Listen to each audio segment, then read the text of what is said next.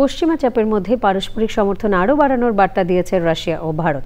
রুশ president Vladimir পুতিনের ভারত সফরে বড় ধরনের কোনো সমঝোতায় না এলেও বাণিজ্য সম্প্রসারণে একাধিক চুক্তি করেছে মস্কো ও নয়াদিল্লি। বিশ্লেষকরা বলছেন, পশ্চিমা চাপ যে দুদেশের সম্পর্কে প্রভাব ফেলতে পারেনি সে বার্তাই এসেছে পুতিনের দিল্লি সফরে। লুৎফর রহমান সোহাগ জানাচ্ছেন। ইউক্রেন যুদ্ধের মধ্যে রাশিয়ার তেল কিনে এমনিতে মার্কিন চাপের মুখে রয়েছে ভারত।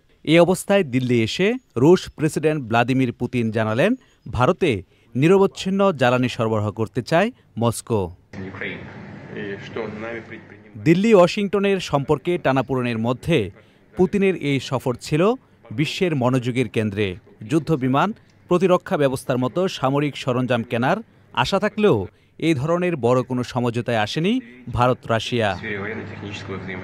তবে জাহাজ নির্মাণ, নতুন সমুদ্রপথে বিনিয়োগ সহ বাণিজ্য বাড়ানোর অনেক উদ্যোগের কথা জানালেন দুই রাষ্ট্রপ্রধান।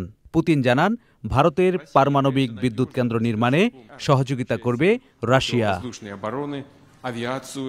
মার্কিন নিষেধাজ্ঞায় ভারতে রুশ তেল আমদানি কমলেও পুতিনের আশা, দুই দেশের $60 বিলিয়ন দ্বিপাক্ষিক বাণিজ্য ভবিষ্যতে $100 বিলিয়ন দাঁড়াবে। আর ভারতের প্রধানমন্ত্রী নরেন্দ্র মোদি জানালেন, ইউক্রেন ইস্যুতে টেকসই সমাধানে সহযোগিতায় প্রস্তুত নয়াদিল্লি। নরেন্দ্র মোদি ও ভ্লাদিমির পুতিনের বার্তা, পশ্চিমা চাপের মধ্যেও বহুমুখী বিশ্ব গড়তে সম্পর্ক আরও ঘনিষ্ঠ করতে চায় Bharat Russia. Lutfor Rahman Sohag, channel I. এবারে আই স্ক্রিন সাংস্কৃতিক সংবাদ।